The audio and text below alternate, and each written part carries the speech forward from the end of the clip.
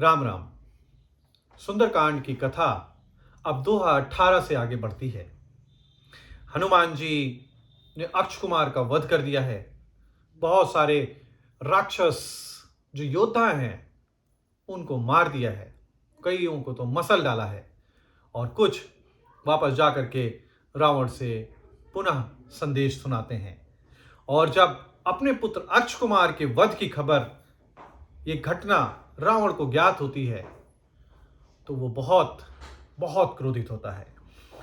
सुनि सुत पध लंकेश रिसाना, पठैसी मेघनाद बलवाना।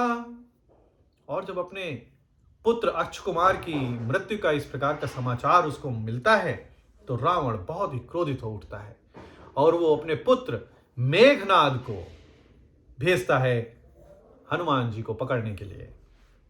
मेघनाद, इंद्रजीत भी बोलते हैं उसको, और वो बहुत ही बड़ा योद्धा था। उसने देवराज इंद्र को पराजित किया था, इसीलिए उसका नाम पड़ा था इंद्रजीत। और ऐसा लिखा है वाल्मीकि जी ने कि जब मेघनाद का जन्म हुआ था तो उसने ऐसी गर्जना की थी जिससे मेघ गरज रहे हो ऐसा आभास होता था, इसलिए उसका नाम रखा गया था मेघनाद। और वो बहुत ही शक्तिशाली था, इसलिए रावण अब अपने पुत्र मेघनाद को भेजता है उन्हें पकड़ने के लिए। मारे से जन सुत बांधे सुताही, देखई कपिह कहां कर आई। और बहुत ही स्पष्ट निर्देश देता है वो मेघनाद को कि पुत्र उसको मारना नहीं, उसे बांध करके लाना।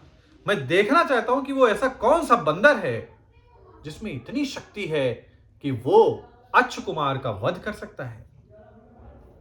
चला इंद्रजीत अतुलित जोधा, बंधु निधन सुनी उपजा क्रोधा।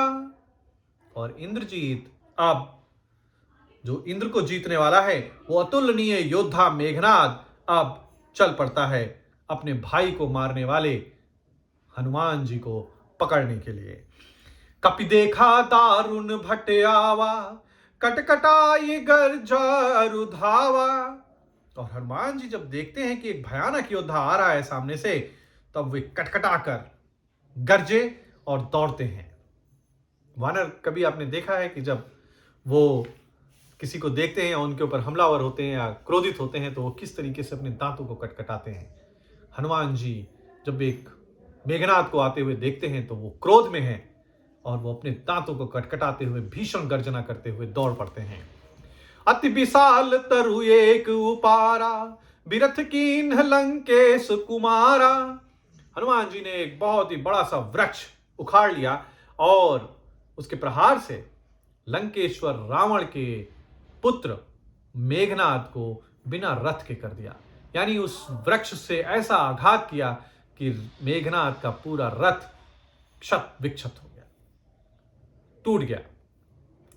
रहे महाभट ताके संगा, गही गही कपि मर्दय निजी अंगा।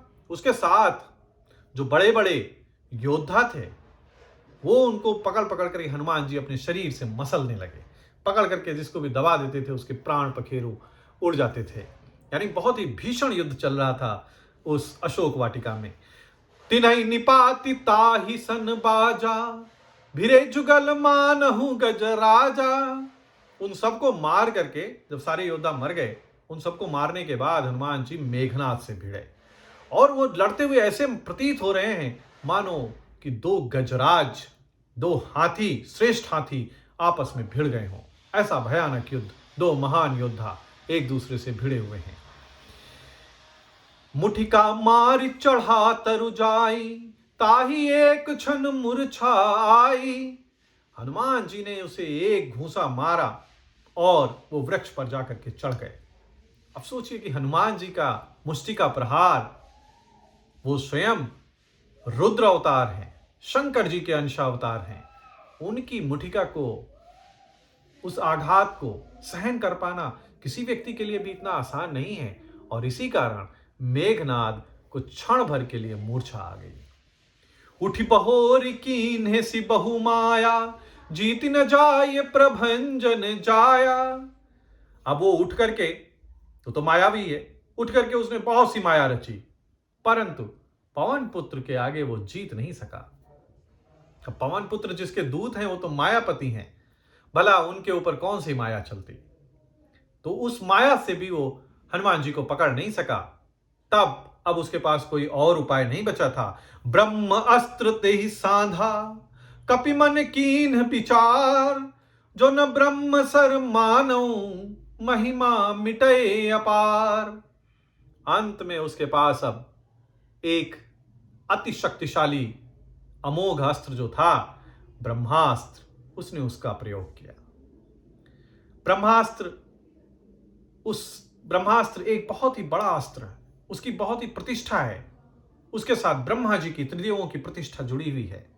हनुमान जी मन में विचार करते हैं कि यदि मैं ब्रह्मास्त्र को नहीं मानूंगा, उसका सम्मान नहीं करूंगा, तो फिर इस ब्रह्मास्त्र की सारी महिमा मिट जाएगी। संसार में जो ब्रह्मास्त्र की एक विशिष्टता है, वो विशिष्टता पर प्रश्न चिन्ह खड़ा हो जाएगा। हालांकि हनुमान जी को ये देवताओं का वरदान था कि उनके ऊपर कोई भी अस्त्र शस्त्र काम नहीं कर सकते थे, लेकिन फिर भी ब्रह्मास्त्र को, उसके सम्मान के लिए वो तत्पर हो जाते हैं ब्रह्मास्त्र का सामना करने के लिए।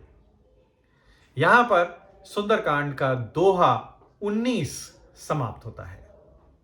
अब सुंदरकांड की ये कहानी बड़े ही रोमांचक दौर में प्रवेश कर रही है, जहां आपको बहुत मजा आने वाला है इस कहानी में।